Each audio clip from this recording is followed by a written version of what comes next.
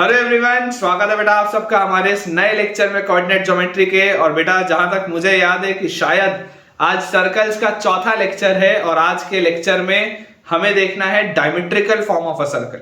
मैंने अभी तक आपको सेंटर रेडियस फॉर्म पढ़ाया है, जिसमें कि अगर मुझे सेंटर के कोऑर्डिनेट्स पता हो और रेडियस मुझे पता हो कितना है तो मैं सेंटर रेडियस फॉर्म से सर्कल का इक्वेशन लिख सकता हूं। मैंने आपको नेचर ऑफ सर्कल पढ़ा दिया और उस पर बेस्ड हमने बहुत सारे बेटा सवालों की प्रैक्टिस की। लेकिन आज का लेक्चर जबरदस्त लेक्चर है, शानदार लेक्चर है, जिसमें कि हम नए कंसेप्ट्स भी पढ़ेंगे और बहुत सारे सवालों की प्रैक्टिस भी करेंगे। लेकिन बेटा आज के लेक्चर को शुरू करने के पहले मैं आप सबको ये बात बता दूं कि अगर आप अभी तक हमारे टेलीग्राम चैनल से नहीं जुड़े हैं तो ये एक हम्बल रिक्वेस्ट है बेटा मेरा कि आप हमारे टेलीग्राम चैनल से जुड़िए। उसका बेटा ज्वाइनिंग लिंक आपको नीचे डिस्क्रिप्शन बॉक्स में दिख रहा होगा और उसे ज्वाइन करने से आपको दो एडवांटेज होंगे। पहला एडवांटेज बच्चों ये है कि क्योंकि मैं एक दिन में मल्टीपल लेक्चर्स पोस्ट करता हूं, एक YouTube शॉर्ट होता है, एक क्लास 11th का वीडियो होता है, एक क्लास 12th का वीडियो होता है, तो कई बार बच्चों की तरफ से ये फीडबैक आता है कि सर हमें पता ही नहीं चला कि कब आपने लेक्चर पोस्ट किया, इसलिए इसकी वजह से हमारा लेक्चर छूट गया। तो बेटा उस चीज से बचने के लिए आपका टेलीग्राम का चैनल है, क्योंकि जब भी मैं कोई एक वीडियो YouTube में पोस्ट करता हूं मैं ये इंश्योर करता हूं कि मैं आपको साथ साथ में टेलीग्राम चैनल पर भी उसका एक क्रिएटिव डालूं और आपको ये जानकारी दूं कि आज बेटा इतने बजे एक नया लेक्चर पोस्ट किया गया है जिसका ये टॉपिक था, ताकि आपका कभी भी कोई भी लेक्चर स्किप ना हो और आपकी पढ़ाई शानदार तरीके से चलते रहे। और जो बच्चों सेकंड एडवांटेज है टेलीग्राम चैनल का वो ये है कि यार यहाँ पर तो मैं आपको क्लास नोट्स में बहुत सारे सवालों की प्रैक्टिस करवाऊंगा, लेकिन हमें अगर जेई मेंस और एडवांस को बेटा एस करना है, क्लियर करना है, तो उसके लिए आपको और भी ज्यादा क्वेश्चंस की प्रैक्टिस की जरूरत है। मैं अक्सर ये क्लेम करता हूं कि बेटा मैं आपको जितने क्वेश्चंस क्लास में करवा रहा हूं या जितने भी मैंने आपको क्वालिटी क्वेश्चंस टीचिंग नोट्स में दिए हैं, शायद ही कोई और टीचर किसी और इंस्टीट्यूट का आपको इतना मटेरियल देगा। लेकिन स्टिल मैं ये बोलता हूँ ये सफिशिएंट नहीं है, आपको बहुत ज्यादा प्रैक्टिस की जरूरत है। मैथ्स एक डिफिकल्ट सब्जेक्ट है और प्रैक्टिस तभी होगी जब आप ज्यादा क्वेश्चंस बनाएंगे। और वो एक्स्ट्रा क्वेश्चंस कहाँ मिलेंगे? हमारे टेलीग्राम चैनल पे। तो इंतजार किस बात का है, जल्दी से बेटा आप हमारे टेलीग्राम चैनल से जुड़िए। ज्वाइनिंग लिंक आपको डिस्क्रिप्शन बॉक्स में दिख रहा होगा। और अगर आप डिस्क्रिप्शन बॉक्स देख ही रहे हैं तो आपको ये बात भी बेटा मैं बता दूं कि उसमें आपको एक यूट्यूब चैनल का भी लिंक दिखेगा।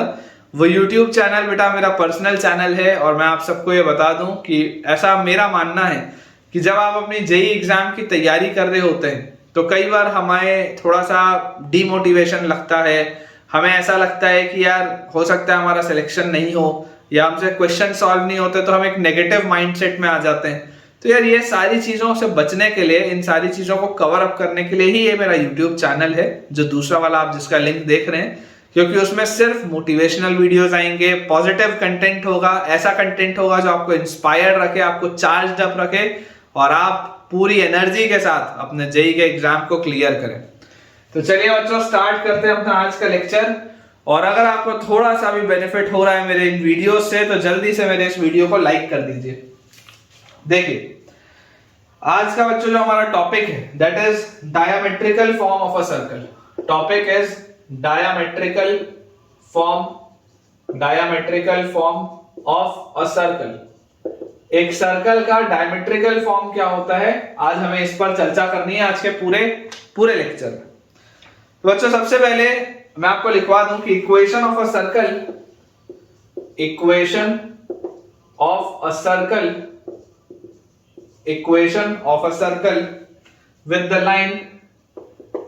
with the line equation of a circle with the line joining ax1 y1 with the line joining ax1 y1 and bx2 y2 with the line joining ax1 y1 and bx2 y2 as diameter।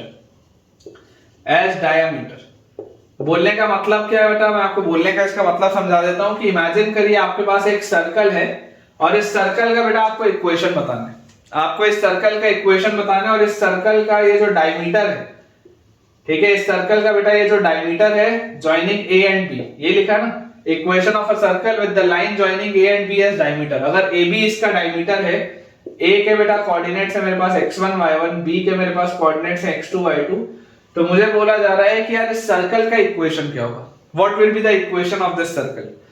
तो मैं आपको बोलता हूं कि यार आप इस circle के ऊपर लाई करने वाला कोई भी एक पॉइंट ले लो x, y ले सकते हैं, बहुत आसान सी बात है। अब अगर मैं x, y ले लूं पॉइंट P, तो मुझे यहां से क्या दिखाई देता है, मुझे बच्चों यहां से ये बात दिखाई देती है कि यार क्योंकि AB आपका डायमीटर है तो ये पॉइंट P जो एंगल बना रहा होगा वो 90 डिग्री होगा। इसमें तो कोई शक की बात नहीं है कि angle APB must be 90 degree. कोई डाउट की बात ही नहीं है इसमें कि एंगल APB तो 100% 90 डिग्री ही होगा। और अगर एंगल APB 90 डिग्री होगा बेटा तो आप इसको मान लो स्लोप m1, आप इसको मान लो स्लोप m2, तो आप क्लियरली बोल सकते हैं कि m1 m2 की वैल्यू -1 के बराबर होगी। दोनों लाइंस के स्लोप्स का प्रोडक्ट -1 होगा। परपेंडिकुलर लाइंस में हमने ये देखा ही है, स्ट्रेट लाइंस में। What is slope m1? Slope m1 क्या होगा, y minus y1 upon x minus x1, ये आपका स्लोप m1 है। स्लोप m2 क्या होगा, slope m2 will be y minus y2 upon x minus x2, और इसका प्रोडक्ट आपके पास है -1। इसका प्रोडक्ट आपके पास अगर -1 है तो इनको मल्टीप्लाई अगर हम करें तो y minus y1 into y minus y2 is equal to minus times of x minus x1 into x minus x2, ये आ जाता है अपने पास। और यहां से बच्चों देखो क्या रिजल्ट आता है, यहां से अपने पास अगर मैं पूरे को LHS में ले आऊं तो x minus x1 into x minus x2 और plus y minus y1 into y minus y2, this is equal to 0। ये इक्वेशन आएगा बेटा अपने पास, ठीक है क्या, देख लो ये अपने पास इक्वेशन आएगा। ये रिजल्ट अपने को बच्चों याद रखना है। अब बेटा जैसे ही हमने ये वाली चीज लिख ली तो यार यहां से देखो आप इसको अगर थोड़ा सा, ये आंसर तो आपका बिल्कुल सही है कि अगर x1 y1 और x2 y2 आपको पता है तो आप इक्वेशन ऑफ सर्कल डायरेक्टली लिख सकते हैं, है ना। This is the equation of circle having AB as diameter, equation of circle having AB as diameter, ये तो आप बिल्कुल लिख सकते हैं, इसमें कोई डाउट नहीं। इसी को अगर आप बेटा थोड़ा सा ओपन अप करेंगे तो ये क्या लिखा हुआ है, basically this is x square minus x1x minus x2x, तो minus x1 plus x2 into x और plus x1 x2 plus x1 x2, ये अपने पास लिखा हुआ है देखो x स्क्वायर माइनस x1x और माइनस x2x, ठीक है, और प्लस x1 x2, और यहां पे अगर आप देखेंगे तो plus y square minus y1 plus y2, y square minus y1 plus y2 into y plus y1 y2 is equal to 0, ये आपके पास आ जाता है। ठीक है, आप बेटा चाहें तो दोनों फॉर्मेट में, आप चाहें अगर तो आप इसको दोनों फॉर्मेट में याद रख सकते हैं। इसको याद रखने का जो पर्टिकुलरली तरीका है, इसको याद रखने का तरीका क्या है कि मैं अगर आपको मान लीजिए ये बोलूं कि imagine a quadratic equation in x whose roots are x1 and x2। मैं अगर आपको बोलूं कि आप एक ऐसा क्वाड्रेटिक इक्वेशन इमेजिन करिए x में जिसके रूट्स हैं x1 और x2, तो आप क्या बोलेंगे, आप बोलेंगे x square minus sum of roots into x plus product of roots equal to 0, आप यही बोलेंगे इक्वेशन। ठीक है, अब अगर मान लो मैं आपको बोलता हूं imagine a quadratic equation whose roots, imagine a quadratic equation in y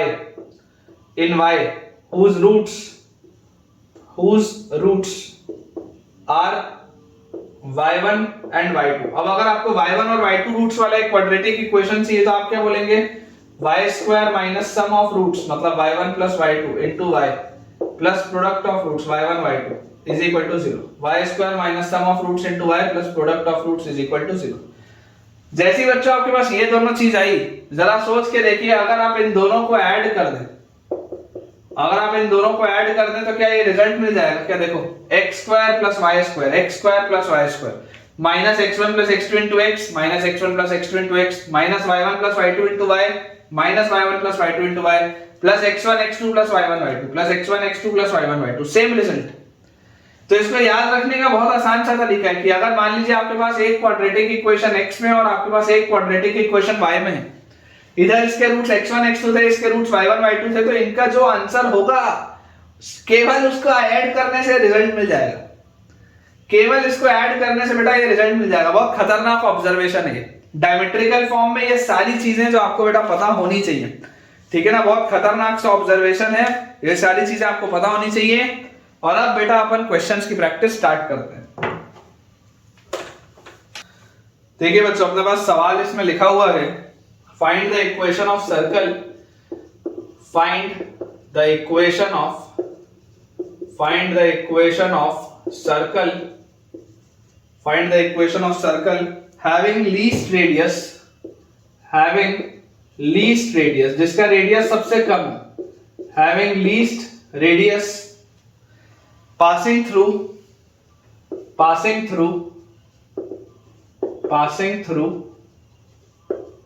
a x1 y1 and b x2 y2 ये अपने पास बच्चों क्वेश्चन है। Find the equation of circle having least radius passing through a x1 y1 and b x2 y2। तो बेटा आप पहले note डाल के लिखेंगे, फिर मैं आपको एक्सप्लेन करता हूं। आप इसको नोट डाल के लिख लीजिए कि equation of circle with AB as diameter,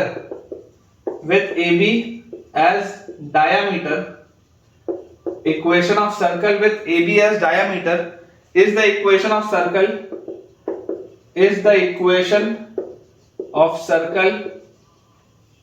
having least radius, ये आप बेटा नोट सबसे पहले डाल के लिख लीजिए। अब मैं आपको इसको एक्सप्लेन भी करता हूं, ठीक है, मैं आपको इसको एक्सप्लेन भी करता हूं। आप देखिए बेसिकली हो क्या रहा है, आपको बोला जा रहा है कि आपको एक सर्कल अगर दिया हुआ है, आपको दिया हुआ है, बोल रहे हैं find the equation of circle having least radius, जिसका रेडियस सबसे कम हो, and which passes through a x1 y1 and b x2 y2। अब आपको इसमें ओरिजिनल जो क्वेश्चन है, ओरिजिनल क्वेश्चन में कहीं पर भी आपको ये नहीं बोला जा रहा है कि a x1 y1 और b x2 y2 डायमीटर के एंड्स है, नॉर्मल कोई भी दो पॉइंट्स, आप मान लीजिए इस तरीके के कोई भी दो points, this is a x1 y1 and this is b x2 y2। अपन ऐसा मान लेते हैं कि ये कोई भी बेटा दो पॉइंट्स हमारे पास दिए।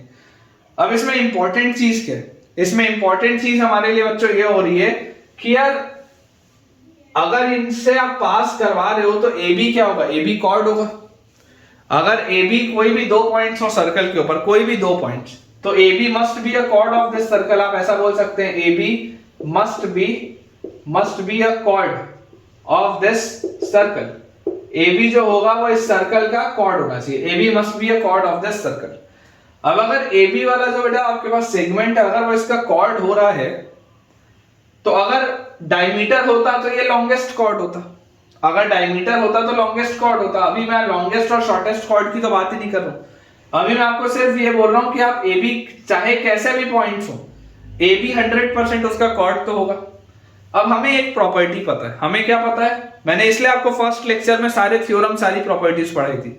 हमें एक बात पता है कि एक कॉर्ड का जो परपेंडिकुलर बाइसेक्टर होता है, एक बच्चों कॉर्ड का जो परपेंडिकुलर बाइसेक्टर होता है वो सर्कल के सेंटर से पास होता है। कॉर्ड का जो परपेंडिकुलर बाइसेक्टर होता है, it passes through the centre of the circle, ये बात हमको पता है। तो अगर बेटा मैं आपको बोल दूं कि यार AB का अपन परपेंडिकुलर बाइसेक्टर बना लेते हैं, मान लेते हैं ये आपका A है, ये आपका B है, और आपने क्या किया, इसका आपने बना लिया परपेंडिकुलर बाइसेक्टर। तो यार जैसे ही मैंने इसका बेटा परपेंडिकुलर बाइसेक्टर बनाया, ऑटोमेटिकली मेरे पास क्या होगा, ऑटोमेटिकली यहां से मेरे पास आ जाएगा परपेंडिकुलर बाइसेक्टर बनाते ही कि यार आप समझिए इस बात को कि सेंटर जो होगा, सेंटर इस परपेंडिकुलर बाइसेक्टर पे ही लाई करेगा। अगर मैं आपको ऐसा बोल रहा हूं कि ये आपके पास है, सेंटर जो भी होगा, सेंटर इस परपेंडिकुलर बाइसेक्टर पे ही लाई करेगा कहीं ना कहीं। तो आप ये बोल सकते हैं कि centre must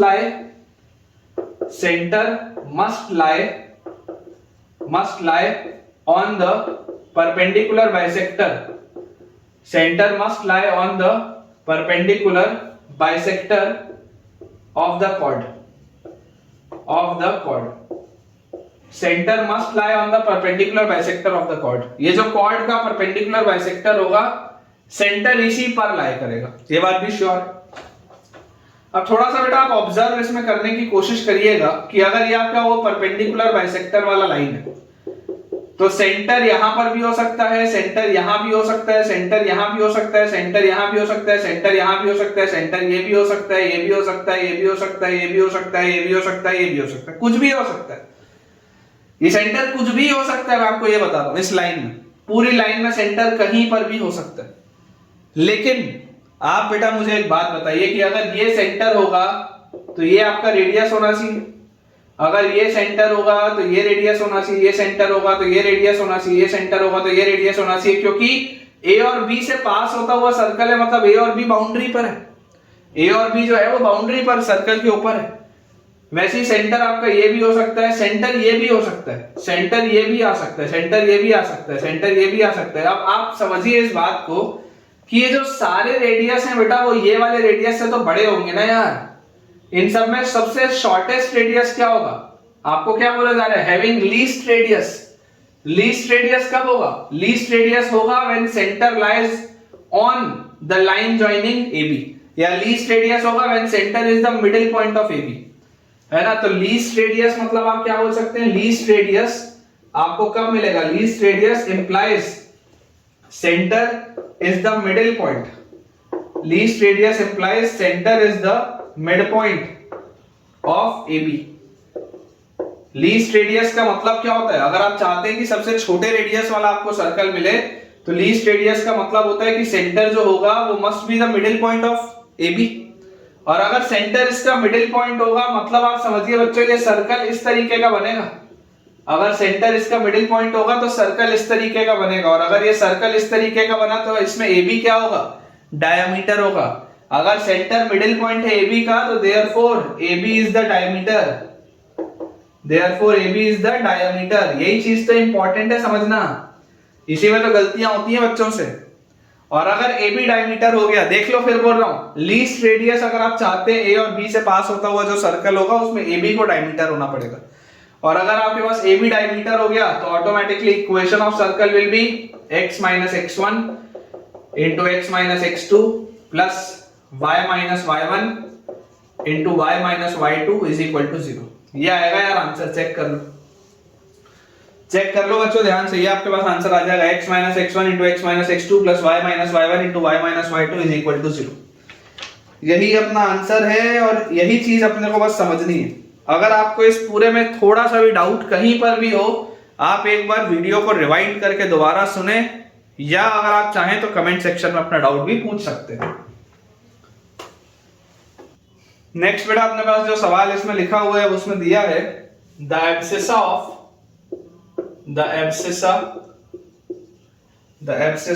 of 2 points, the abscissa of 2 points A and B, the abscissa of 2 points A and B are the roots of the equation, are the roots of the equation, the abscissa of 2 points A and B are the roots of the equation x square plus 2x minus a square is equal to 0। Abscissa of 2 points A and B are the roots of the equation x square plus 2x minus a square equal to 0, and the ordinates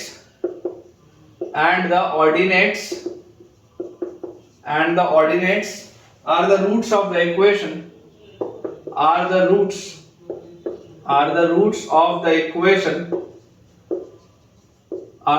of the equation y square plus 4y plus 4y minus b square equal to 0। ठीक है, ये अपने पास दिया हुआ है बेटा, बोला जा रहा है find the equation of the circle, find the equation of the circle, find the equation of the circle with AB as diameter, with AB as diameter। अब देखो बेटा, आप ऑब्जर्व करके देखो, अगर आपको रिजल्ट पता हो तो रिजल्ट पता होने में ये सवाल कितना जल्दी सॉल्व होता है। आपको एक बात पता है कि यार अगर आप चाहते हैं कि AB आपको डायमीटर मिले, ये आपका सर्कल है, ये आपके पास AB आपका डायमीटर आप चाहते हैं, इसके कोऑर्डिनेट्स आपके पास है x1 y1, इसके कोऑर्डिनेट्स आपके पास है x2 y2। x1 x2 में आपको रूट दिया हुआ है x square plus 2x minus a square equal to 0, इसके रूट्स हैं x1 x2। y1 y2 में अपने पास दिया हुआ है y square plus 4y minus b square equal to 0, इसके रूट्स है y1 y2। जरा आप अभी, मैं आपको 5-7 मिनट पहले रिजल्ट बताया हूं कि यार डायरेक्टली आप आंसर क्या बोल सकते हैं, आप डायरेक्टली इक्वेशन ऑफ सर्कल बोल सकते हैं x square plus Y square plus 2x plus 4y minus a square minus b square equal to 0। सीधा ये आंसर है, खत्म। आंसर आ चुका है आपका। Find the equation of circle having AB as diameter, आपका आंसर आ चुका है। रिजल्ट अगर याद हो तो आंसर कितना तेजी से निकलता है आप देखिए। लोग ऐਵੇਂ ही बोलते हैं कि यार मेंस का और एडवांस का पेपर लेंदी होता है। भाई साहब लेंदी कुछ नहीं होता है, लेंदी नाम की कोई चीज नहीं होती है। तुमको रिजल्ट याद नहीं है। तुम अगर रिजल्ट याद रखोगे, मैं तुमको जितनी चीजें बता रहा हूं, तुम अगर ईमानदारी से सब याद करके रखोगे ना रिजल्ट, तुम्हारा कभी कोई सवाल अटकेगा नहीं, गारंटी है। लेकिन मेहनत करनी पड़ेगी यार, बिना मेहनत किए बेटा काम नहीं चलेगा आपका। तो ये अपने पास आ गया इक्वेशन ऑफ सर्कल। जरूर आप यहां से भी देखिए, देख के बोल सकते हैं कि x1 plus x2 sum of roots आएगा माइनस b बाई ए, फिर y1 plus y2 sum of roots आएगा माइनस b बाई ए, यहां से आपके पास प्रोडक्ट ऑफ रूट्स आ जाएगा c बाई ए मतलब माइनस a स्क्वायर, और यहां से आपके पास प्रोडक्ट ऑफ रूट्स आ जाएगा c बाई ए मतलब माइनस b स्क्वायर। ये सब आप बोल सकते हैं, लेकिन आप सोच के देखिए कि अगर आप इसको सॉल्व करके सिंप्लीफाई करके फिर निकालें, कितनी मेहनत लगेगी यार। मतलब हद से ज्यादा मेहनत। कि अगर आप x1 x2 यहां से सॉल्व करें, यहां से y1 y2 सॉल्व करें, क्वाड्रेटिक फार्मूला लगाएं, फिर वो वैल्यू निकालें, फिर डायमीटर फॉर्म में आंसर बोलें, कितनी मेहनत। सोच के देखो, बहुत ज्यादा मेहनत है यार। ये तो तुरंत हो गया, ये तो बहुत खटाखट आ गया यार आंसर अपने पास। ठीक है, तो इसका देखो सेंटर तो आप आराम से बोल सकते हो, इसका सेंटर क्या आ जाएगा आपके पास 2gx होता है, सेंटर में होता है 2gx, तो g की वैल्यू 1 है मतलब माइनस g माइनस 1 है। 2fy होता है, f की वैल्यू 2 है, f की वैल्यू 2 है मतलब माइनस f माइनस 2। तो बच्चों इसका जो सेंटर आपके पास आ जाएगा दैट विल बी -1 का -2, बिल्कुल सही है। रेडियस हम डायरेक्टली नहीं निकाल सकते, मतलब a स्क्वायर और b स्क्वायर के टर्म्स में आएगा, क्योंकि ओरिजिनल इक्वेशन में भी आपके पास एग्जैक्ट वैल्यूज नहीं लिखी हैं। तो रेडियस आपका जो भी आएगा g square plus f square minus c, that will be in the terms of a square and b square. तो ये बेटा बहुत ही आसान सा सवाल था, और मेरे हिसाब से आप सबको ये बेटा चीज अच्छे से समझ में आनी चाहिए। चलिए अगला बच्चों अपना सवाल देखते हैं। लिखा है अपने पास, अगेन अच्छा क्वेश्चन है,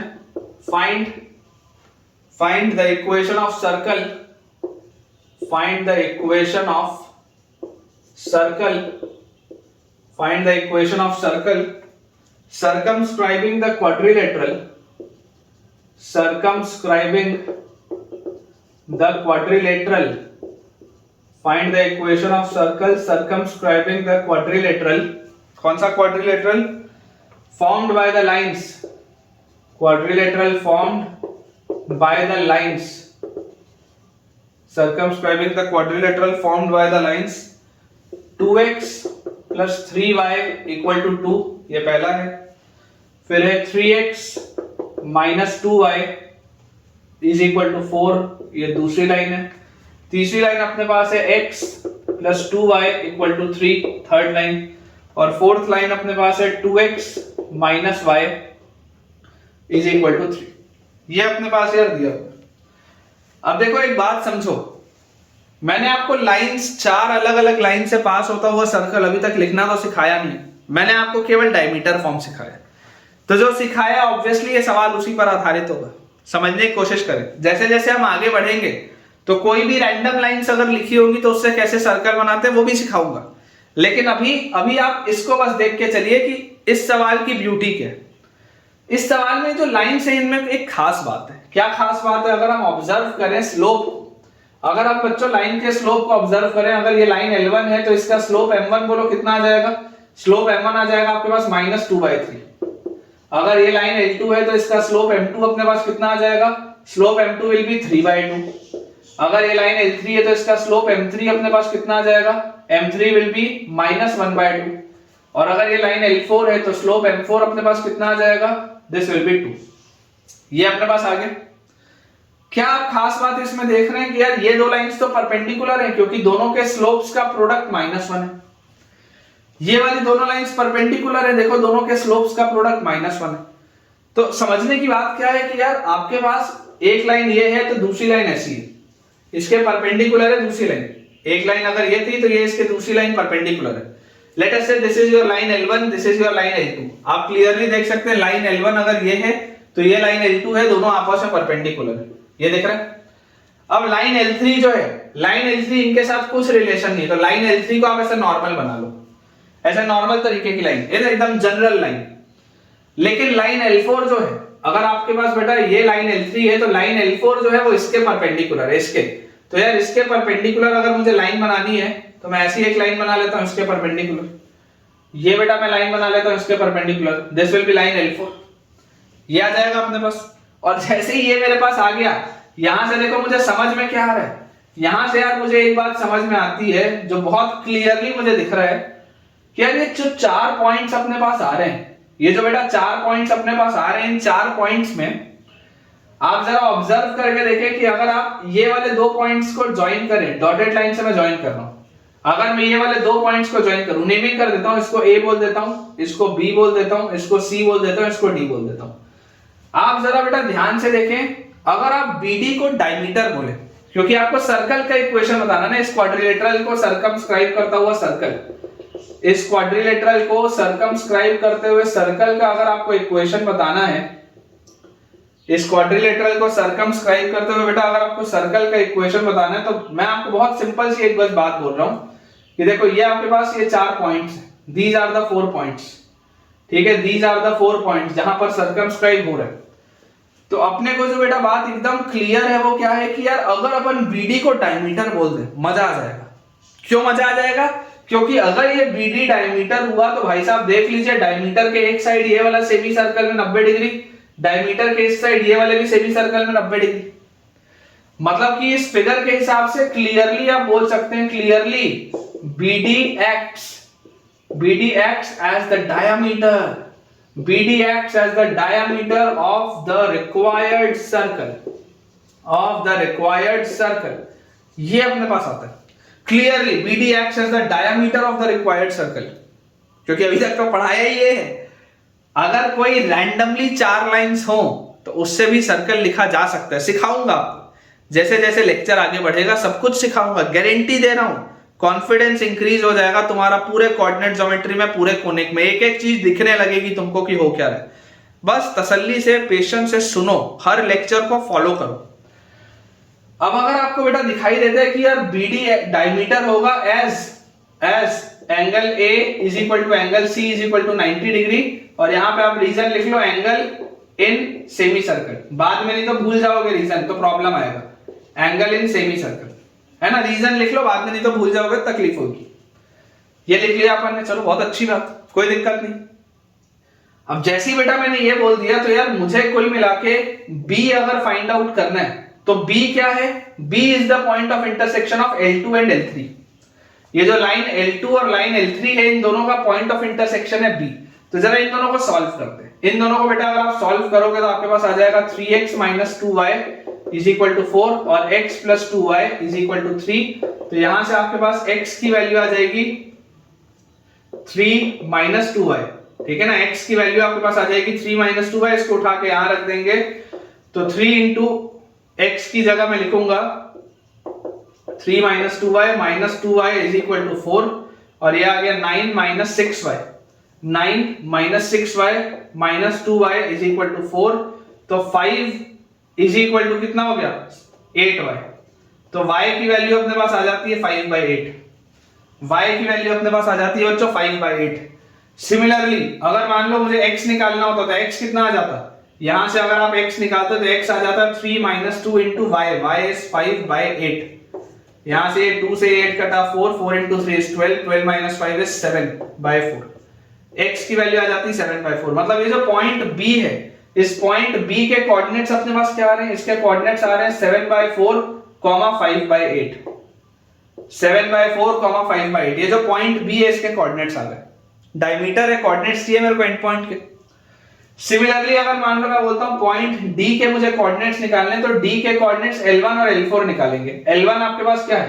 यहां पे आपने L2 L3 को सॉल्व किया। अब L1 आपके पास है 2x + 3y is equal to 2, और L1 के साथ L4 आपके पास है 2x - y, 2x - y is equal to 3। यही आपके पास है 2x - y is equal to 3। दोनों का सब्ट्रैक्ट करो। जैसे आप इसको सब्ट्रैक्ट करोगे 2x से 2x गया, 3y - 4y मतलब 4y is equal to 2 - 3 is -1। तो यहाँ से y की वैल्यू अपने पास आ जाती है -1/4। और अगर बच्चों y की वैल्यू -1/4 आ जाती है तो यहाँ -1/4 रखोगे तो दिस विल बी +1/4, उधर जाएगा तो 3 -1/4, और 3 -1/4 कितना हो जाएगा, 4 × 3 12 -1 11/4, और 2 से डिवाइड कर दोगे, डायरेक्टली बोल रहा हूँ 11/8 आएगा। सोच के देख लो, आप जैसे यहाँ पर -1/4 रखोगे ये पूरा हो जाएगा +1/4, उधर जाएगा तो 3 -1/4, 4 × 3 12 -1 इज 11/4, 2 नीचे उतारोगे 11/8। जैसे मैं अपने दिमाग में कैलकुलेशन कर रहा हूं आप भी कर सकते हैं, तसल्ली रखिए, सब कुछ सीखेंगे बेटा। आपके पास आ गया तो यार डी के कोऑर्डिनेट्स क्या आ गए, डी के कोऑर्डिनेट्स अपने पास आ गए 11/8, y कोऑर्डिनेट इज -1/4।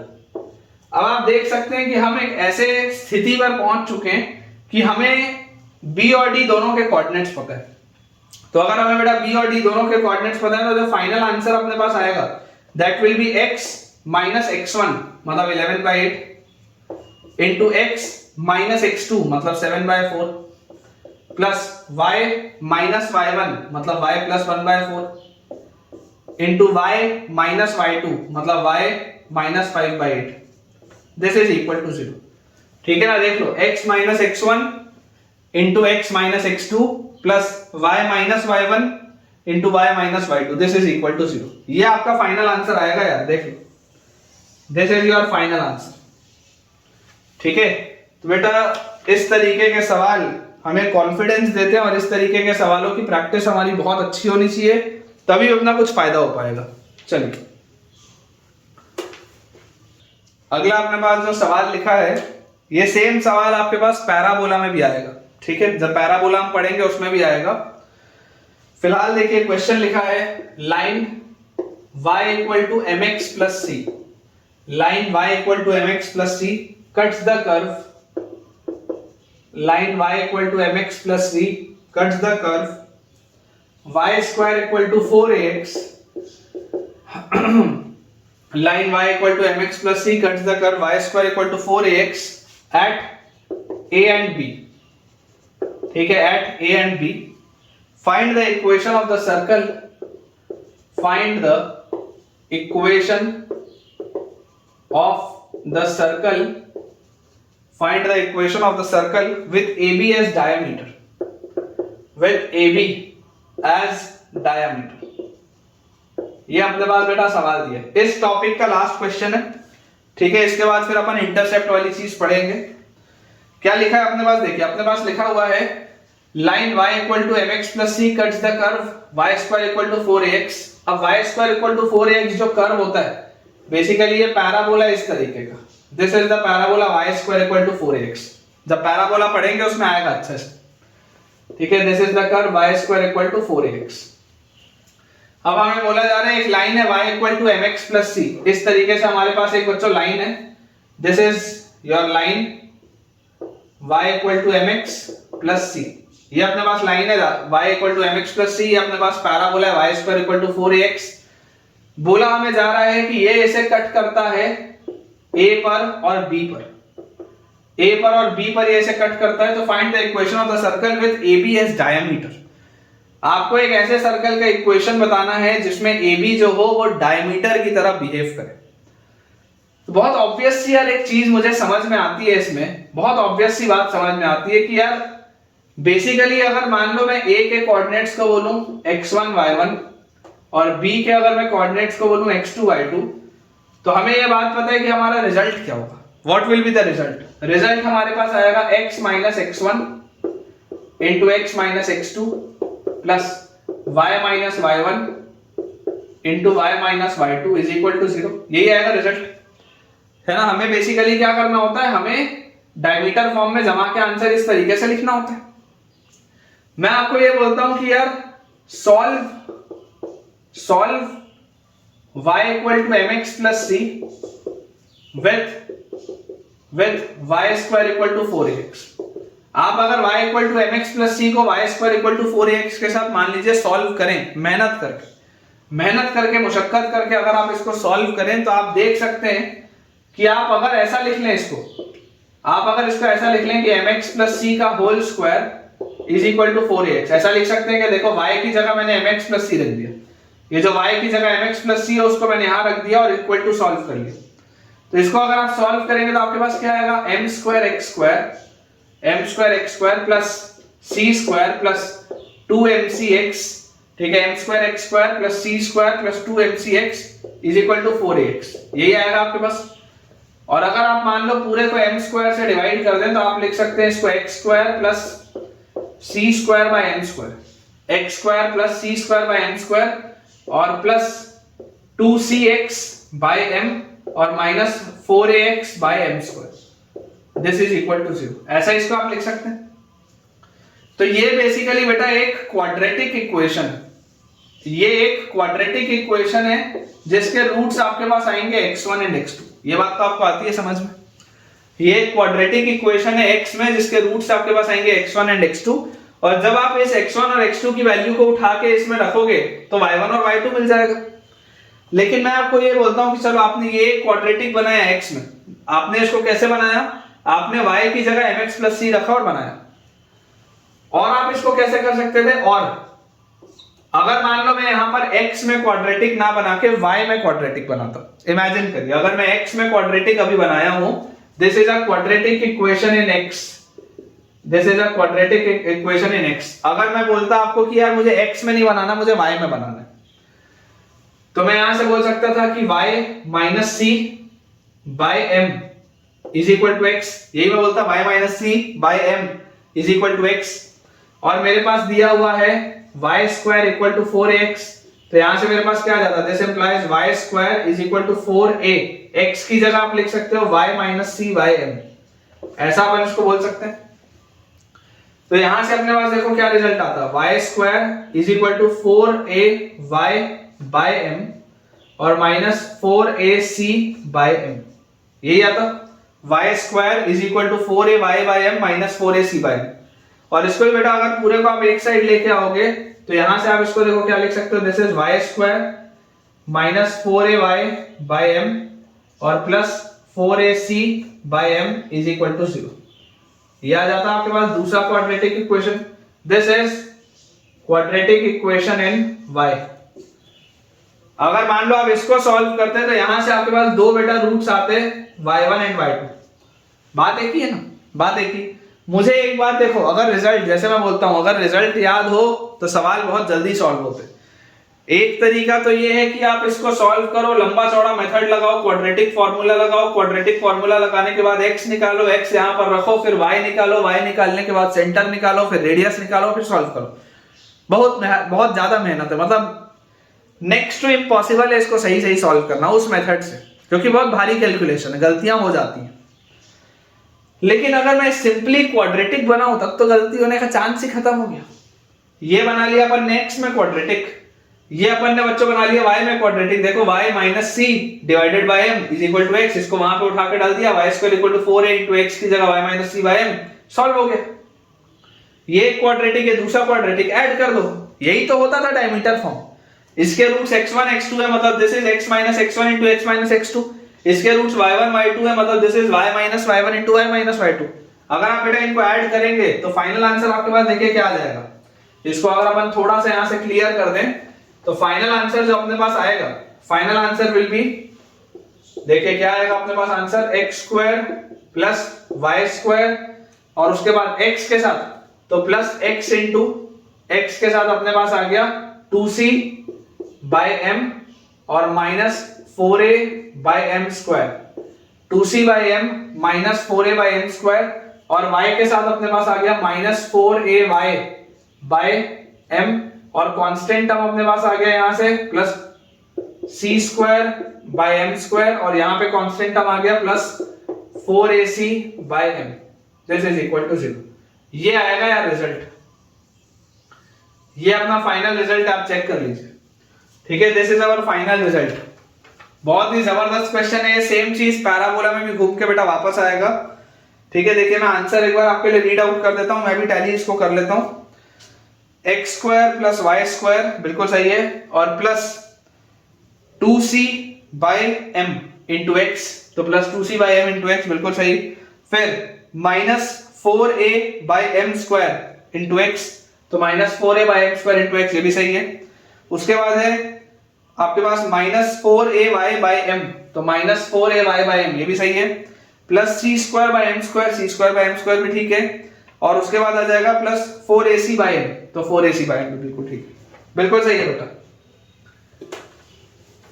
नेक्स्ट बेटा अपना टॉपिक अपन लिखेंगे, that is intercept made by the circle, intercept made by the circle, intercept made by the circle on coordinate axis, on coordinate axis, ठीक है, intercept made by the circle on coordinate axis, ये अपना अगला topic.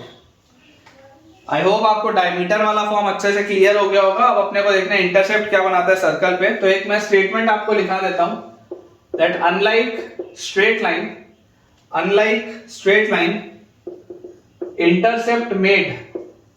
intercept made unlike straight line, intercept made by the circle on, intercept made by the circle on coordinate axis, on coordinate axis, unlike straight line, intercept made by the circle on coordinate axis is always positive, is always positive। ये बेटा आप एक statement लिख लीजिए कि आपके पास क्या बोला जा रहा है, आपके पास ये बोला जा रहा है कि जैसे स्ट्रेट लाइन में जो इंटरसेप्ट होता था, स्ट्रेट लाइन का इंटरसेप्ट कभी पॉजिटिव कभी नेगेटिव हो सकता था, लेकिन सर्कल का जो इंटरसेप्ट होता है कोऑर्डिनेट एक्सिस पे वो हमेशा ही पॉजिटिव होता है। जैसे देखिए बेटा मैं आपको केस बताता हूं, इमेजिन करिए आपके पास ये एक सर्कल है और ये आपका एक्स एक्सिस है, ठीक है, this is your x axis, और हमारे पास एक सर्कल दिया हुआ है। मैं आपको बोल देता हूं कि ये एक पॉइंट है विच इज ए, जिसके कोऑर्डिनेट्स हैं x1, 0 क्योंकि x एक्सिस है, और ये एक पॉइंट है विच इज बी, इसके कोऑर्डिनेट्स हैं x2, 0 क्योंकि x एक्सिस है।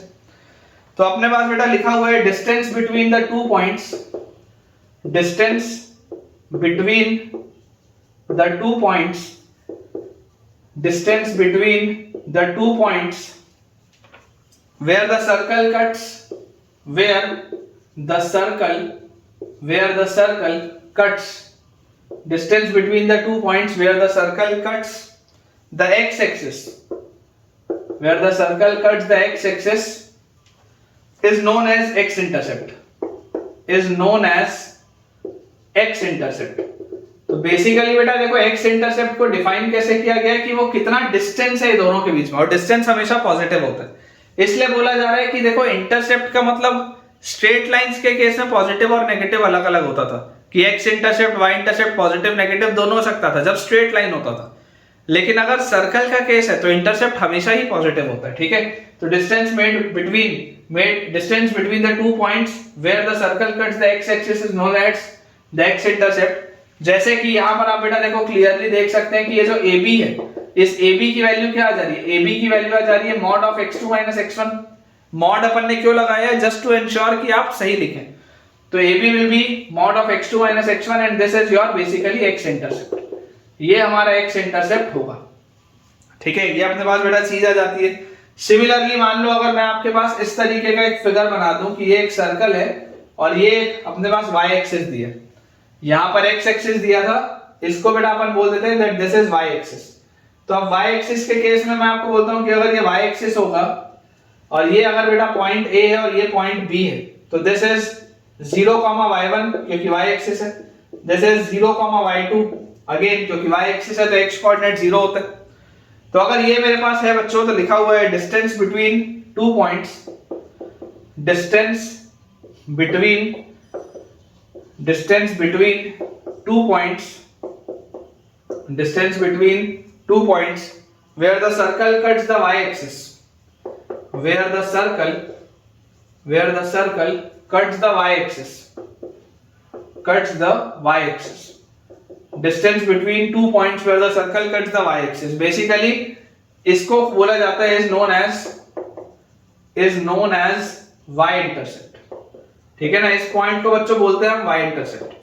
मतलब आप ये बात समझिए ध्यान से कि यार ये अगर मेरे पास y एक्सिस दिया हुआ है तो यहां पर क्लियरली आपको AB क्या दिख रहा है, AB is mod of y1 - y2, AB is mod of y1 - y2।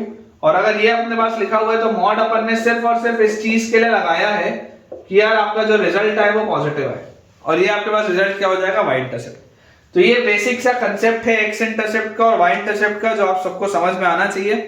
अब एक जो जनरल हमारा सर्कल का इक्वेशन होता है, सेकंड डिग्री जो बेटा जनरल इक्वेशन होता है, उसमें क्या रिजल्ट्स आते हैं अपन जल्दी से वो डिराइव करते हैं ताकि अपन कुछ क्वेश्चंस की प्रैक्टिस कर पाए। जैसे बच्चों अगर मैं आपके पास जनरल सर्कल का इक्वेशन लिखूं तो देखिए जनरल सर्कल का इक्वेशन होता है general equation of a circle. क्या होता है जनरल इक्वेशन हमारे पास? X square plus Y square plus 2gx plus 2fy plus c equal to 0। यही होता है general equation of a circle.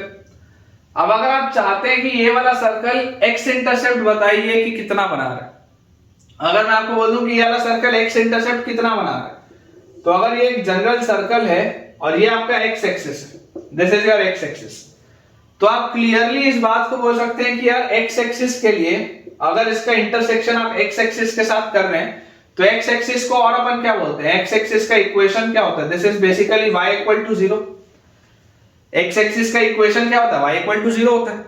तो मुझे अगर ये पॉइंट a और b निकालना हो, मुझे अगर बच्चों ये पॉइंट a और b निकालना हो, a और b के कोऑर्डिनेट्स निकालने हो, तो a के कोऑर्डिनेट्स आप बोलेंगे x1, 0, b के आप कोऑर्डिनेट्स बोलेंगे x2, 0। तो मैं आपको बोलता हूं इसको बेस्ट तरीका क्या है सॉल्व करने का? Solve x square plus Y square plus 2gx plus 2fy plus c equal to 0 with y equal to 0। आप इसको y इक्वल टू 0 के साथ सॉल्व कर लीजिए। जैसे ही आप इस सर्कल को इस स्ट्रेट लाइन के साथ सॉल्व करेंगे, ये स्ट्रेट लाइन है, ये सर्कल है, जैसे बच्चों हम इस सर्कल को इस स्ट्रेट लाइन के साथ सॉल्व करेंगे, ऑटोमेटिकली हमारे पास क्या आएगा? ऑटोमेटिकली हमारे पास निकल के एक क्वाड्रेटिक आ जाएगा x में, और जो क्वाड्रेटिक आएगा x में उसी के रूट्स होंगे x1, x2। देख लो y इक्वल टू 0 जैसे आप रखोगे, y इक्वल टू 0 रखते ही ये दो टर्म खत्म हो जाएंगे, तो आपके पास आएगा x square plus 2gx plus c equal to 0, ये आपके पास आएगा। और ये जो हमारे पास क्वाड्रेटिक आ रहा है इसके दो रूट्स हैं बेसिकली x1 एंड x2। इसके हमारे पास दो रूट्स हैं x1 एंड x2। हमें यहां से देखो क्या चीज पता है, हमें बच्चों ये चीज पता है कि x1 plus x2 sum of roots कितना है? सम ऑफ रूट्स है -by मतलब -2g, और x1 x2 product of roots कितना है? cy मतलब कि c। ये हमारे पास दिया हुआ। हमें इसमें निकालना क्या है? हमें एक बात पता है कि AB जो होता है this is mod of x1 x2 and this is your x intercept. ये बात हमें पता है कि x इंटरसेप्ट होता है मॉड ऑफ x1 x2 या मॉड ऑफ x2 x1, जो भी लिख ले, मॉड लिखा है तो फर्क नहीं पड़ता। तो यार मैं एक बात जानता हूं, मुझे एक बात पता है कि यार x1 x2 का जो होल स्क्वायर होगा इसकी वैल्यू क्या आएगी? इसकी वैल्यू होगी x1 x2 का whole square minus 4x1 x2, क्योंकि ये होता है x1 square plus x2 square minus 2x1 x2, ये होता है x1 square plus x2 square plus 2x1 x2, और इसमें -4 कर दूंगा तो बैलेंस हो जाएगा, ये रिजल्ट आ जाएगा। तो यहां से मेरे पास देखो x1 x2 का होल स्क्वायर कितना आ रहा है? x1 x2 इज -2g, तो दिस इज -2g का whole square minus 4, x1 x2 is c। तो यार ये अपने पास क्या आ जा रहा है? x1 x2 का whole square is equal to 4g square minus 4c, या हम बोल सकते हैं अगर आप दोनों साइड स्क्वायर रूट ले लें तो मॉड ऑफ x1 x2, क्योंकि स्क्वायर रूट में से स्क्वायर वाली चीज हटेगी तो मॉड आएगा, तो mod of x1 x2 will be equal to root over 4g square minus 4c, पूरे में से बेटा 4 आप बाहर निकालेंगे तो 2 root over g square minus c। ये याद होना चाहिए अपने को। x इंटरसेप्ट क्या होता है? x इंटरसेप्ट होता है twice of root over g square minus c। This result has to be remembered. ये रिजल्ट आपको बेटा किसी भी कीमत पर याद होना बहुत ज्यादा जरूरी, बहुत जरूरी रिजल्ट है, याद होना चाहिए। और अब इसके आधार पर सर्कल किस तरीके से बनते हैं, कैसे डिफाइन होते हैं, मैं आपको समझाता हूं। तो यहां से बेटा अपने पास जो रिजल्ट आता है, देखिए आपने अभी अभी निकाला x इंटरसेप्ट का वैल्यू, आपने क्या बोला? एक बार दोबारा लिख देता हूं। x इंटरसेप्ट का हमने बोला मॉड ऑफ x1 x2, और इसकी वैल्यू हमारे पास आई twice of root over g square minus c, अभी अभी हमने निकाला। और ये हमारे पास सर्कल था इस तरीके से, ये हमारे पास सर्कल था, ये आपके पास था x1, 0, और ये आपके पास था x2, 0, ये हमारे पास कोऑर्डिनेट्स थे। अब पहला केस क्या है? पहला केस बच्चों ये है कि यार अगर g स्क्वायर की वैल्यू c से बड़ी हुई, अगर बेटा जी स्क्वायर की वैल्यू सी से बड़ी हुई तो ऑटोमेटिकली ये स्क्वायर के अंदर एक पॉजिटिव क्वांटिटी आएगी, और अगर स्क्वायर के अंदर स्क्वायर रूट के अंदर एक पॉजिटिव क्वांटिटी आएगी, इसका मतलब क्या आएगा कि circle cuts the x axis. इसका मतलब क्या आ जाएगा, circle cuts the x axis. ये बात एकदम क्लियर है। सर्कल जो है वो एक्स एक्सिस को कट करेगा एट टू डिस्टिंक्ट पॉइंट्स। ये बात में कोई भी डाउट नहीं होना चाहिए अपने को कि अगर जी स्क्वायर की वैल्यू सी से बड़ी हुई तो अंडर रूट के अंदर जो क्वांटिटी होगी वो पॉजिटिव मिलेगी, मतलब आपको एक्स इंटरसेप्ट मिलेगा। अगर आपको एक्स इंटरसेप्ट कुछ ना कुछ मिल रहा है मतलब सर्कल आपके इस एक्स एक्सिस को दो जगह कट कर रहा है, ये इसका मतलब है। अब इसके बाद हम अगर बेटा बात करें सेकंड केस की, तो सेकंड केस बोलता है कि अगर जी स्क्वायर की वैल्यू सी के बराबर हो गई, जस्ट इन केस मान लो बेटा अगर जी स्क्वायर की वैल्यू सी के बराबर हो गई तो स्क्वायर रूट के अंदर जीरो हो जाएगा, और स्क्वायर रूट के अंदर अगर जीरो हो जाएगा मतलब एक्स इंटरसेप्ट खत्म। तो अगर एक्स इंटरसेप्ट बचा ही नहीं मतलब ये जो बेसिकली सर्कल है, आप याद करिए क्वाड्रेटिक इक्वेशन में आपने पैराबोला पढ़ा था, जब d इक्वल टू जीरो होता था तो कट नहीं होता था, टच होता था। वैसे ही अगर बेटा जी स्क्वायर इक्वल टू सी हुआ तो ये जो दो पॉइंट से पहले कट हो रहा था अब कट नहीं होगा, अब ये सर्कल इस लाइन को टच करता हुआ जाएगा। तो आपके पास क्या आ जाएगा, circle touches the x axis, circle touches the x axis. ये बहुत इंपॉर्टेंट केस है, ठीक है। इसमें टेंजेंट वाला फील आता है, इसमें जो है वो टेंजेंट वाला फील आता है इस तरीके से, ये इस तरीके से टेंजेंट वाला आपके पास फील आ जाता है, सर्कल जो है वो एक्स एक्सिस को टच करता है, ठीक है। और फाइनली बेटा अगर हम बात करें थर्ड केस की, केस 3, तो केस 3 होता है when G square is less than C. अगर मान लो जी स्क्वायर की वैल्यू गलती से सी से छोटी हो गई, तो सी से अगर ये छोटा हो जाएगा मतलब स्क्वायर रूट के अंदर नेगेटिव चीज, स्क्वायर रूट के अंदर नेगेटिव चीज का मतलब क्या होता है, स्क्वायर रूट के अंदर नेगेटिव चीज का मतलब होता है कि ऐसा कभी हो ही नहीं सकता, इमेजिनरी लाइन है, ऐसा कभी हो ही नहीं सकता कि सर्कल आपके एक्स एक्सिस के संपर्क में है। यहां पर आपका जो सर्कल है वो एक्स एक्सिस को कट कर रहा है, यहां पर उसको टच कर रहा है, लेकिन अगर जी स्क्वायर की वैल्यू सी से छोटी हो गई तो सर्कल का कोई भी बेटा कॉन्टैक्ट एक्स एक्सिस के साथ होगा ही नहीं, ठीक है। तो आपके पास जो केस आ जाएगा वो क्या आ जाएगा, सर्कल कंप्लीटली लाइज अबव,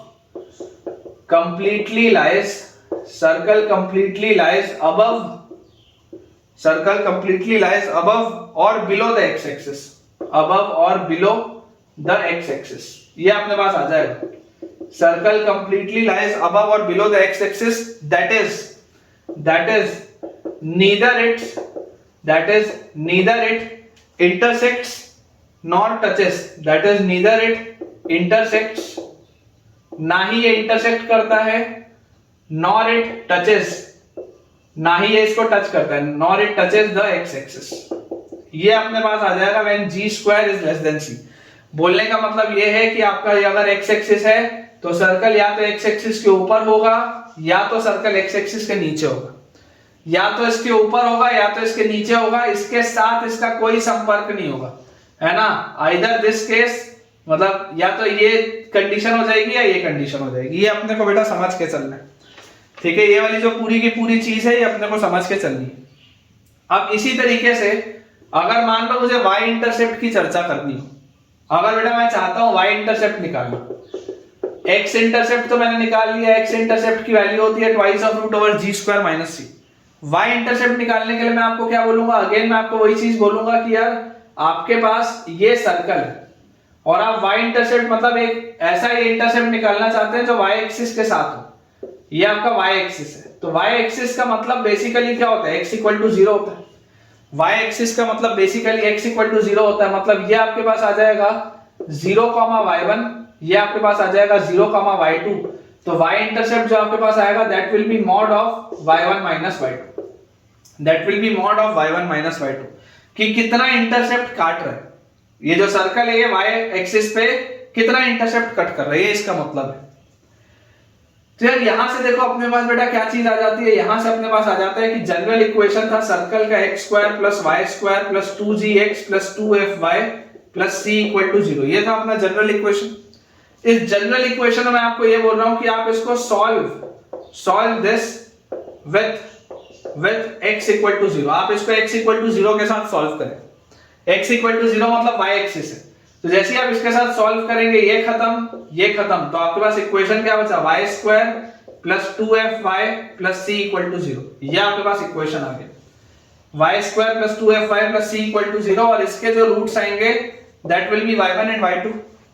तो क्लियरली मुझे दिखाई देता है कि y1 प्लस y2 की value sum of roots will be minus 2f and product of roots y1 into y2 is c by a मतलब c। ये अपने पास आ जाएगा। और ये अगर आपको निकालना है तो आप अभी देखिए थोड़ी देर पहले अपन ने किया ही था कि y1 माइनस y2 का whole square this is equal to y1 plus y2 का whole square minus 4y1 y2, ये अपने पास आता है। तो यार यहां से देखो y1 प्लस y2 का whole square will be 4f square minus 4y1 y2 is c, ये आ जाएगा।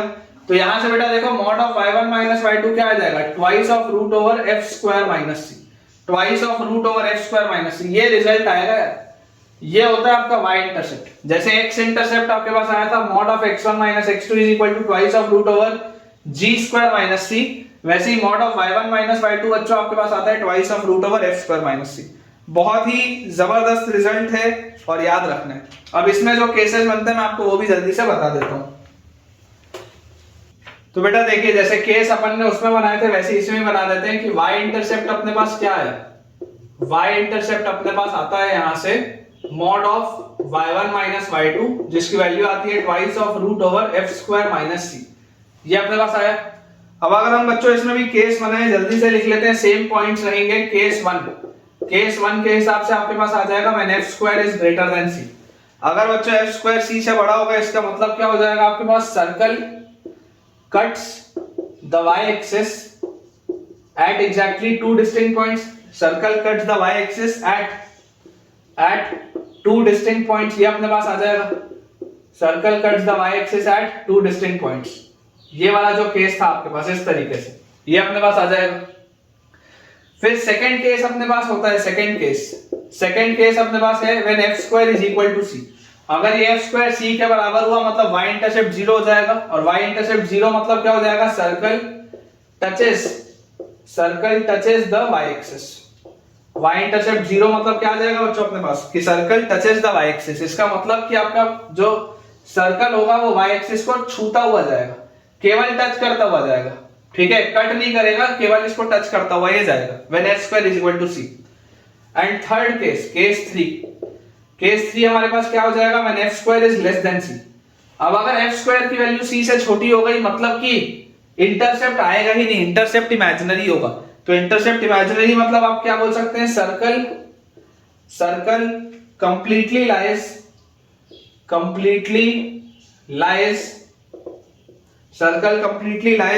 either to the left or to the right of y axis, either to the left or to the right। circle completely lies either to the left or to the right of the y axis ये अपने पास है circle completely lies either to the left or to the right of y axis। मतलब कि आपके पास अगर ये y axis होगा तो सर्कल या तो इधर लाई करेगा या तो इधर लाई करेगा, ये इसका मतलब है। या पूरा इस साइड होगा या पूरा इस साइड होगा, इसका मतलब सिंपल सा है कि इसका y एक्सिस के साथ कोई भी संपर्क नहीं होगा। यहां पर ये y एक्सिस को टच करेगा, यहां पर ये y एक्सिस के साथ कोई लेना देना नहीं है, और यहां पर ये बेटा इस y एक्सिस को कट कर रहा होगा। ये अपने पास 3 केसेस हैं और बहुत आसान से केसेस हैं, जैसे अपन ने पिछले वाले में किए थे वैसे ही। तो फाइनली बेटा देखो आप नोट डाल के क्या लिख सकते हैं, मैं एक बार आपके लिए जल्दी से इसको समराइज कर देता हूं, फिर एक दो अपन सवाल करके आज का लेक्चर एंड करेंगे। नोट डाल के आप लिख सकते हैं जो इंपॉर्टेंट है आपके लिए कि circle touches the coordinate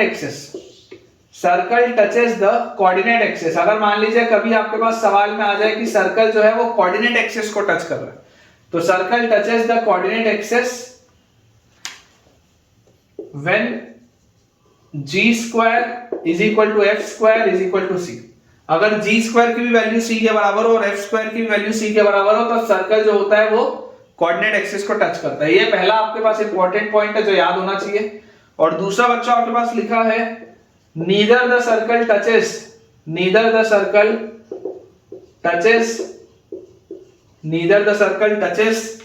nor intersects the coordinate axis neither the circle touches nor intersects the coordinate axis when, कौन से केस में, when g square is less than c and f square is less than c। जब g square भी बच्चों c से छोटा हो और f square भी c से छोटा हो तो कोई भी इंटरसेक्शन नहीं होता। ये बेसिक सी चीजें हैं, ये बेसिक सी थ्योरी है इंटरसेप्ट से रिलेटेड जो आपको पता होनी चाहिए। और अगर बेटा आपको ये सारी चीजें समझ में आती हैं तो अब अपन दो छोटे छोटे से क्वेश्चन सॉल्व करते हैं, फिर आज का लेक्चर कंप्लीटली एंड करेंगे।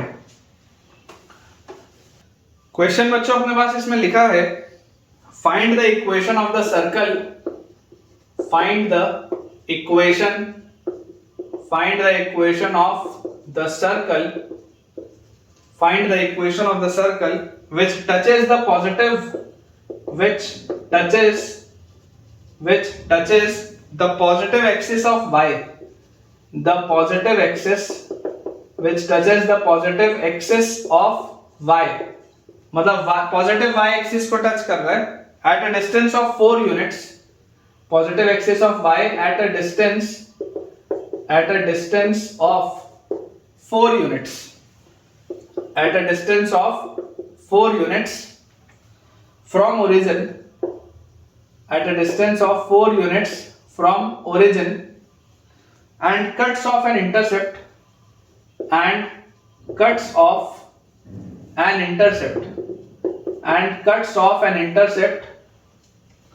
of 6 units, intercept of 6 units, cuts off an intercept of 6 units from x-axis। अब देखिए बेटा, इसको मैं आपको दो मेथड से बताता हूं, मैं आपको इसको दो मेथड से सॉल्व करके बताता हूं। एक है कि आप फिगर बना के कैसे अप्रोच कर सकते हैं, आप इसका बेटा फिगर बना के कैसे अप्रोच सकते हैं मैं बता देता हूं। Approach by drawing the graph, ठीक है ना। आप ग्राफ बना के कैसे अप्रोच कर सकते हैं एक मैं आपको वो बताता हूं, फिर सेकंड मेथड नॉर्मल अलजेब्रिक जो अपन करते हैं वैसे।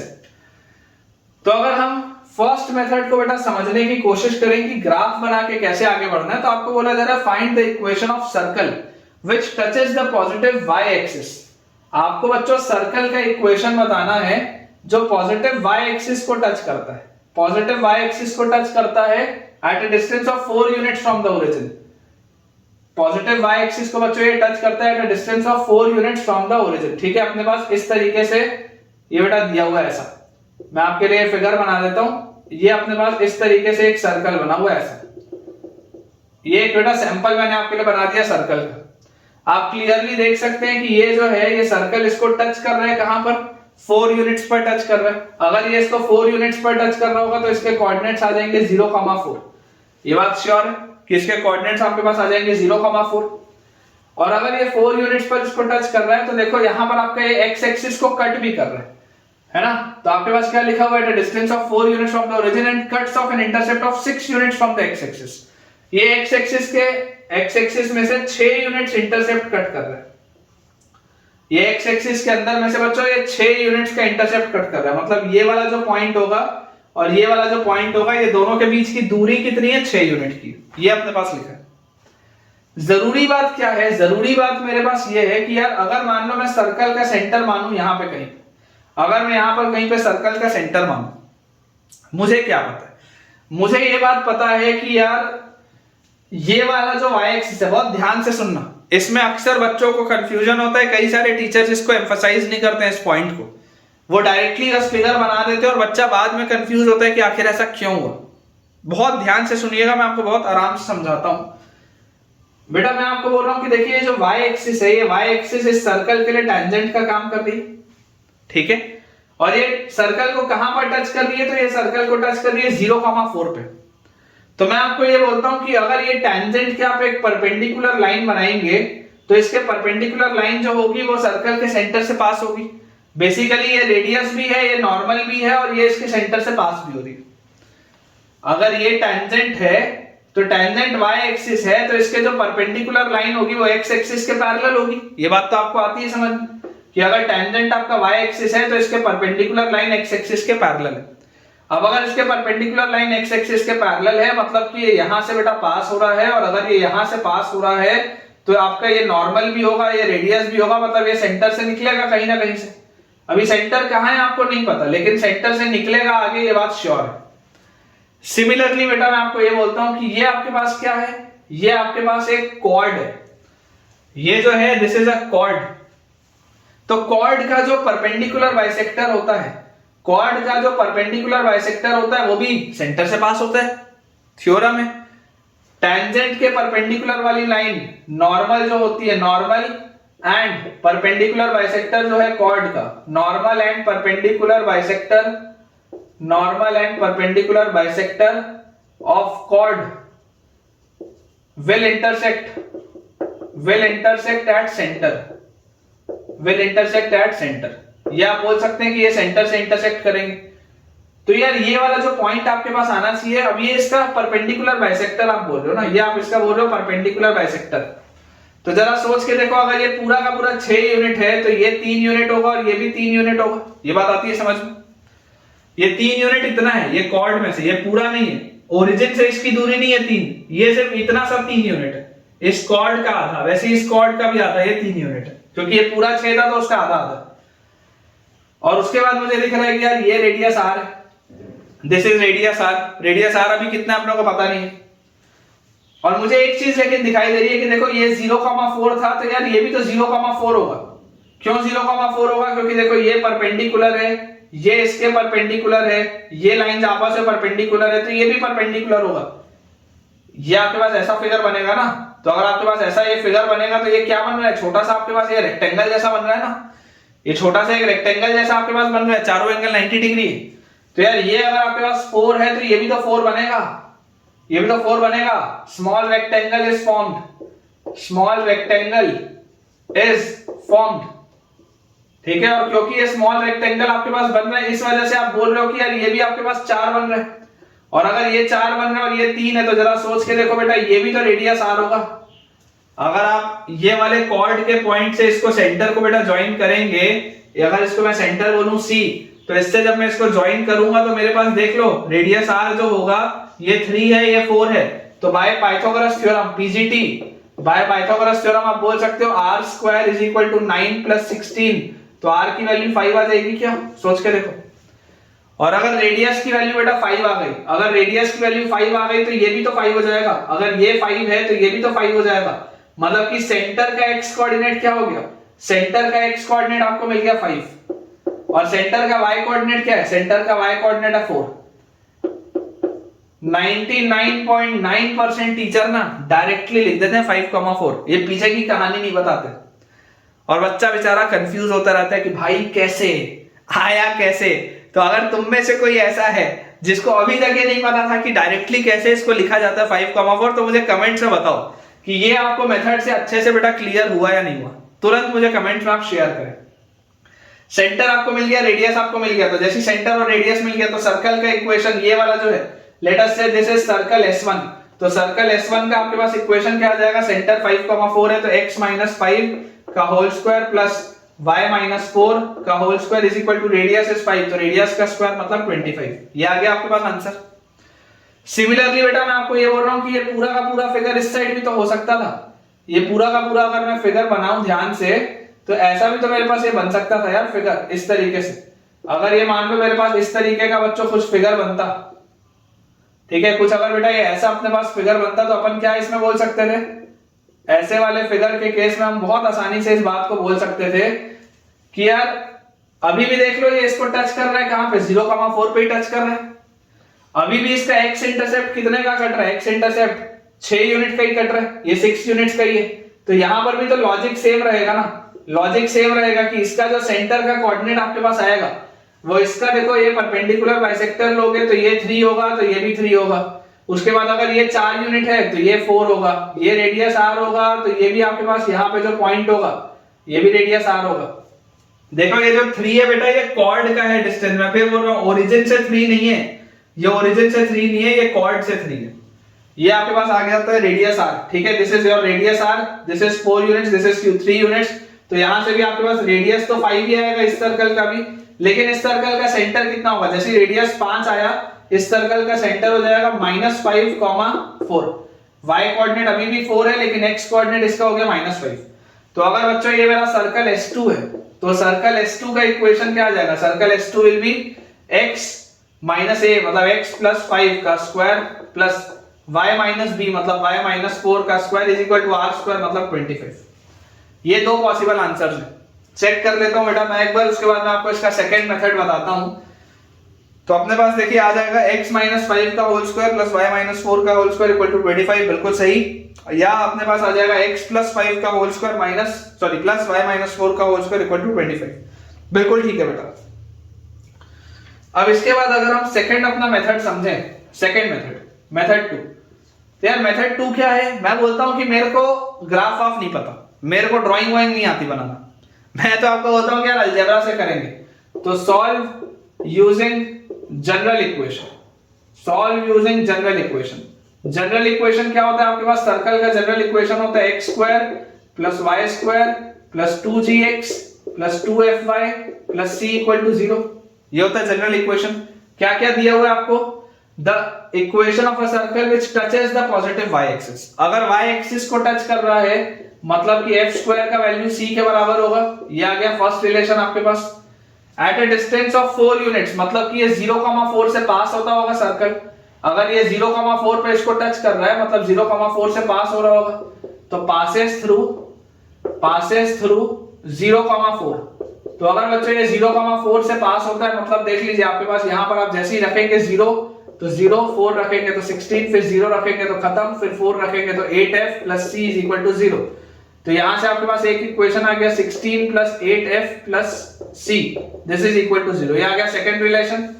और थर्ड हमारे पास लिखा हुआ है and cuts of an intercept of 6 units from x axis. x axis से 6 यूनिट्स का इंटरसेप्ट कट करता है मतलब twice of under root of g square minus c। जो x इंटरसेप्ट होता है इसकी वैल्यू आपके पास 6 दी हुई है, 2 से ये 6 कटेगा तो 3 आएगा, मतलब कि g स्क्वायर माइनस c की वैल्यू आपके पास निकल के आएगी 9। g स्क्वायर माइनस c की बच्चों वैल्यू आपके पास निकल के आएगी 9। तो यार ये देखो 3 इक्वेशन है, 3 वेरिएबल है, मेरे हिसाब से तो सॉल्व हो जाएगा। g, f और c में बच्चों 3 इक्वेशन है, 3 वेरिएबल है, मेरे हिसाब से सॉल्वेबल है।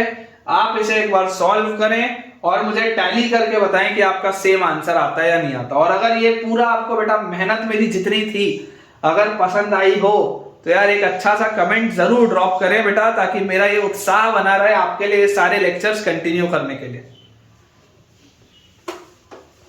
तो बच्चों आज के लेक्चर का लास्ट सवाल हमारे पास लिखा है find the equation of the locus, find the equation of the locus, find the equation of the locus of centre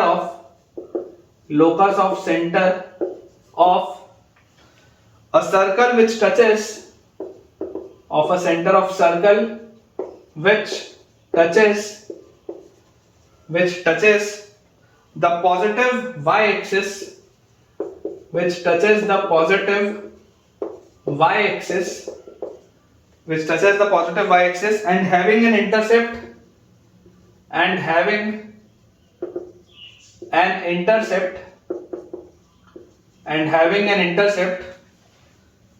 on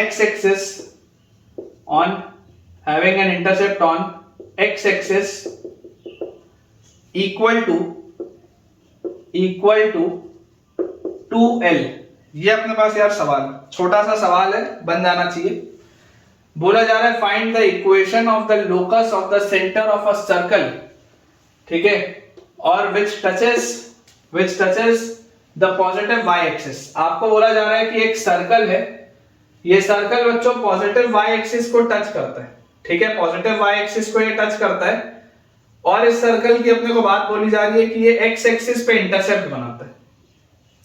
अब ये सर्कल आप इधर भी लेके बना सकते हो, इस साइड भी लेके बना सकते हो, दोनों साइड आप लेके बना सकते हो, क्योंकि देखो पॉजिटिव y एक्सिस से दोनों साइड टच हो सकता है, दोनों साइड पॉसिबल है। अभी पिछले वाले मैंने आपको केस में बताया कि इस साइड से भी टच हो सकता है, इस साइड से भी टच हो सकता है, कोई दिक्कत नहीं। अपन इस साइड के लिए बना लेते हैं क्योंकि लोकस है तो लोकस से मैनेज हो जाएगा, कोई दिक्कत नहीं। आपको बेटा देखो सेंटर का बताना है, तो सेंटर का अगर लोकस बताना है तो जिस भी पॉइंट का लोकस बताना होता है उसके कोऑर्डिनेट्स को हम हमेशा क्या मानते हैं, h, k। तो इसको बेटा आप अगर h, k मानेंगे तो जरा सोच के देखिए इसका रेडियस क्या हो जाएगा। इसका रेडियस आपके पास आ जाएगा h। अगर इसका x कोऑर्डिनेट h है तो इसका रेडियस आपके पास आ जाएगा h, रेडियस तो आ गया h। और ये आपके पास k आ जाएगा, ये आपके पास k आ जाएगा, मतलब ये कौन से पॉइंट को टच कर रहा होगा, 0, k को। ये 0, k को टच कर रहा होगा तो ये आपके पास k आ जाएगा। और आपके पास देखो x इंटरसेप्ट कितना है, आपके पास x इंटरसेप्ट है 12। तो अगर मैं इसका परपेंडिकुलर बाइसेक्टर बनाऊं तो इसका परपेंडिकुलर बाइसेक्टर ये l लेंथ और ये l लेंथ में इसको डिवाइड करेगा। ये जो पूरा 12 है तो ये l होगा और ये l होगा, ये बात आती है क्लियर। और अगर ये k है तो ये भी k होगा। और यार इससे अपन इसको ज्वाइन कर सकते हैं, सेम फिगर है जैसा पिछले वाले में मैंने बनाया था। तो ये हमारे पास आता है रेडियस r, ये हमारे पास आता है रेडियस r। और आपको पता है कि रेडियस r जो है वो h के बराबर है। तो आप अगर बेटा ध्यान से देखेंगे तो पाइथागोरस थ्योरम लगा के आप क्या बोल सकते हैं, पाइथागोरस थ्योरम से आप बोल सकते हैं कि r square will be equal to k square plus l square. r square will be equal to k square plus l square, और r क्या है, h है। तो h square will be equal to k square plus l square. और यहां से मैं बोल सकता हूं x square minus y square is equal to l square. एकदम सरल, सिंपल, सुंदर, सरल, सिंपल और सुंदर सा इस बड़ा सवाल है कि x square minus y square equal to l square, अपने पास इसका आंसर आ जाएगा। ठीक है, तो ठीक है बच्चों, विद दिस हम अपने आज के लेक्चर के एंड पे पहुंच चुके हैं। और मुझे पूरी उम्मीद है कि आज जो मैंने आपको डायमेट्रिकल फॉर्म बताया और इंटरसेप्ट वाली चीजें बताई आपको बहुत पसंद आई होंगी और आपके बहुत सारे कंसेप्ट क्लियर हुए होंगे। अगर आपने आज मुझसे कुछ नया सीखा है तो मुझे कमेंट्स में शेयर करें, ताकि मैं इसी मोटिवेशन के साथ लगा रहूं आपके लिए सारे लेक्चर्स प्रिपेयर करने के लिए। अगर आपको वीडियो पसंद आया हो तो वीडियो को लाइक करें, चैनल को सब्सक्राइब करें और दोस्तों के साथ इस चैनल को रेफर करें, ताकि उन सारे बच्चों की पढ़ाई भी बहुत बढ़िया तरीके से हो पाए। Thank you.